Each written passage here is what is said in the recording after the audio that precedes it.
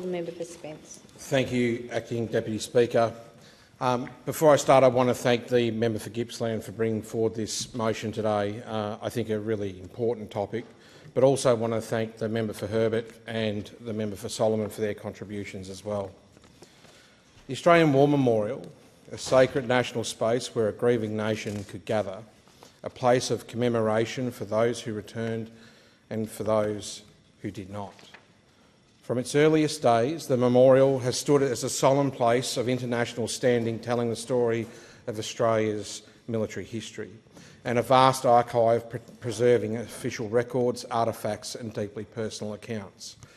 Together, these functions fulfil its enduring mission to lead remembrance and deepen understanding of Australia's experience of war. That mission is not just for ceremony. It is central to education in this country. Each year, the memorial is a focal point for school excursions, particularly for Year 5 and 6 students travelling from across Australia. For many young Australians, walking through the galleries, standing in the commemorative area or watching the last post ceremony is their first direct encounter with our nation's military history.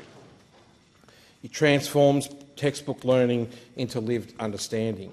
It connects names on a page to real lives, real families and real communities. The memorial also serves as a vital research hub. Tertiary students studying history, international relations and military studies rely on its archives and collections.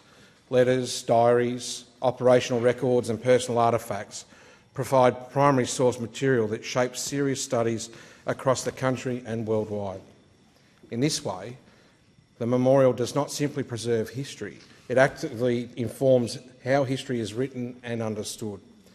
Over time, its scope has expanded to reflect the full breadth of the Australian service, from the Boer War and the World Wars to Korea, Vietnam and the Middle East, from peacekeeping missions to humanitarian assistance and disaster relief.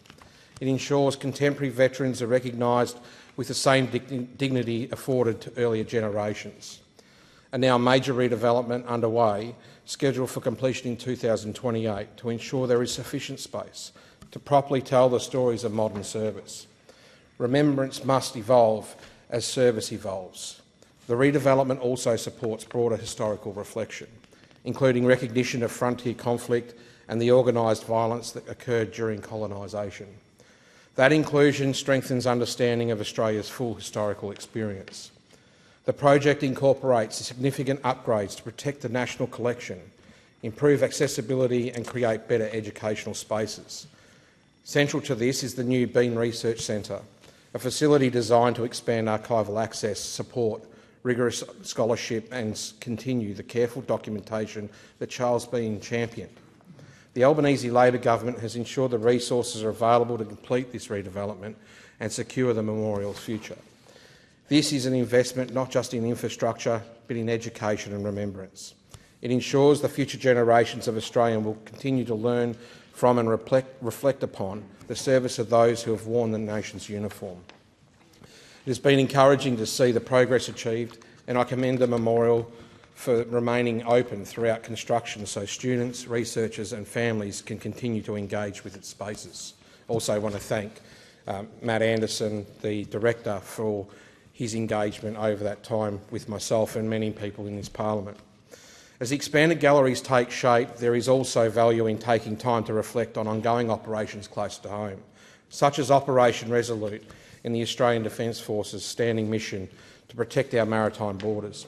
It brings together Navy, Army and Air Force personnel working alongside the Australian Border Force. Through maritime patrols, aerial surveillance and interception tasks, it safeguards Australia's sovereignty.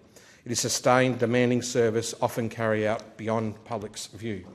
Thousands of ADF personnel have contributed to Operation Resolute over the years. Their professionalism and endurance deserve thoughtful recognition. As new exhibition spaces are developed, there is merit in considering an installation that acknowledges Operation Resolute, not as a commentary on policy, but as recognition of service. Recognition that the defence of Australia takes many forms, from historic battlefields abroad to ongoing vigilance in our own region.